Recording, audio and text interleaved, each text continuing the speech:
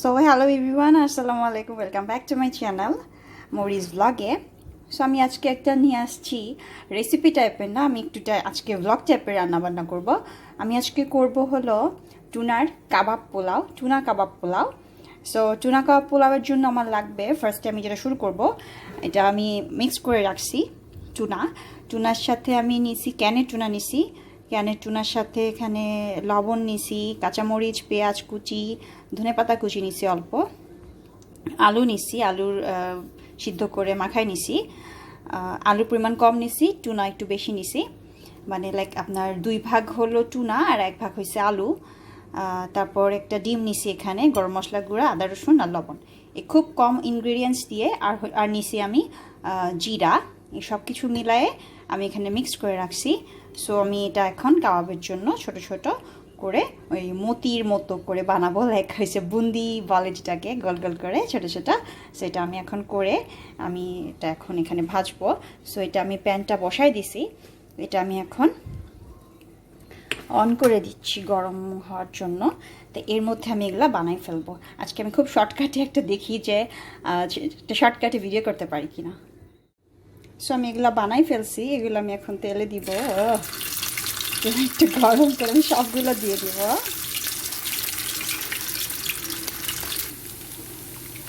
দিয়ে দিচ্ছি এগুলা, আমি এখন ব্রাউন করে ভেজে নিব। তো এই যে আমি ব্রাউন করে ফেলছি, ব্রাউন টাইপের কালার হয়েছে, আমি এখন এগুলা নামাই ফেলবো। তো যেগুলো আমি করে রাখছি এটা আমি এখন এক সাইডে সরাই, এখন আমি পোলাও বসাই দিব। তো পোলাওয়ের জন্য আমি প্রথমে প্যানটাকে গরম করতে দিয়ে দিব এখানে আমি বাটার, আর সাথে একটু আমি এখন অলিভ অয়েল অ্যাড করব।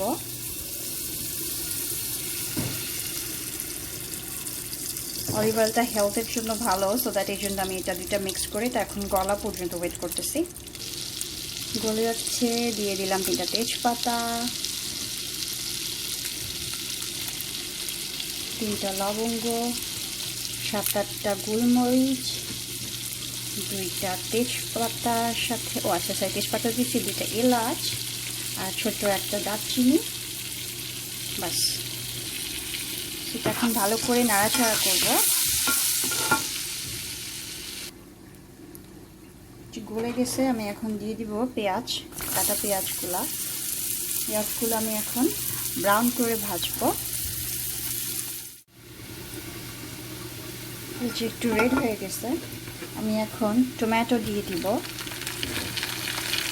টমেটো আমি এখানে 2টা দিয়েছি ছোট, যদিও আমি বলেছি যে এটা একটা রান্নার আমি রেসিপি টাইপের করছি না, ব্লগ টাইপের, সেই জন্য আমি সব ইনগ্রিডিয়েন্টসগুলো দেখালাম না যে আমি কী কী দিচ্ছি। ফার্স্টে আমি যেভাবে রেসিপির মতো করে সবগুলো শেয়ার করি, আমি জাস্ট যেটা দিচ্ছি আপনাদের সাথে আমি বলে নিচ্ছি যে কয়টা বা কী কী দিচ্ছি। তো আমি এটা এখন নাড়াচাড়া করবো, নাড়াচাড়া করে একটু হালকা ভেজে নেব এই টমেটোগুলোকে। তো আমার এখানে ভাজা হয়ে গেছে টমেটো, আমি এখন এখানে পরিমাণ মতো একটু লবণ দিয়ে দিলাম, যে যেরকম লবণ পছন্দ করেন সেটা আমি নাড়াচাড়া করে ফেলবো। নাড়াচাড়া করে এখানে আমি আমার 1.5 কাপের মতো চাল রাখছি, এই চালগুলো দিয়ে দিব এটার সাথে, টমেটোর এটা আর পেঁয়াজের ভাজাটার সাথে। 1.5 কাপের মতো চাল আমি এখানে বাসমতি চাল নিয়েছি, সো এগুলো আমি এখন এখানে দিয়ে দিব।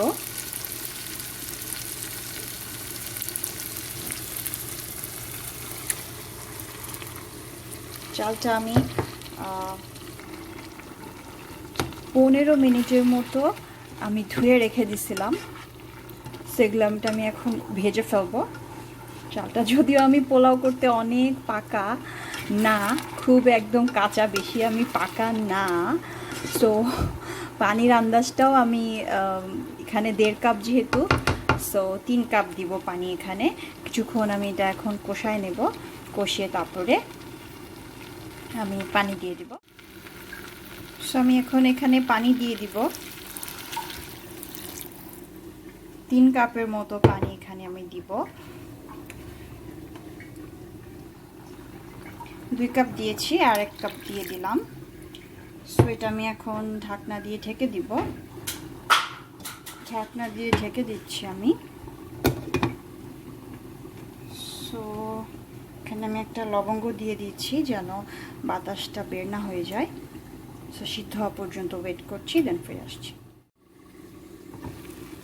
যে পানিটা শুকায় গেছে, আমি এখানে সবজিগুলো দিয়ে দিব। এটা ফ্রোজেন, এই যে এগুলা দিয়ে দিব।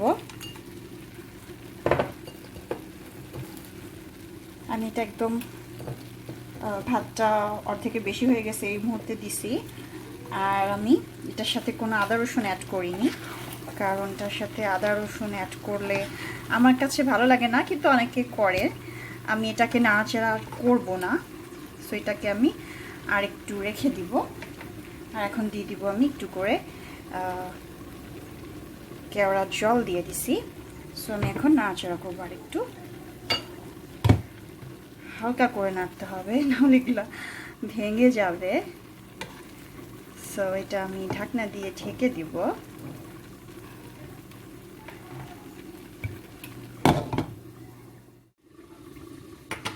তো এখন আমি ঢাকনাটা উঠে দেখব। হ্যাঁ, এটা শুকাই গেছে পানিগুলো সব। আমি জাস্ট আমার ভিউয়ার্সের সাথে আমি আমার পছন্দ মতো করে রান্না করতে ট্রাই করছি। যদিও আমি পোলাও রান্না করতে খুবই কাঁচা, পাকা না। সো এটা হয়ে গেছে। দিয়ে দিচ্ছি আমি এখানে অল্প একটু খাবার রং, জাস্ট ফর সুন্দর লাগার জন্য একটু একটু করে।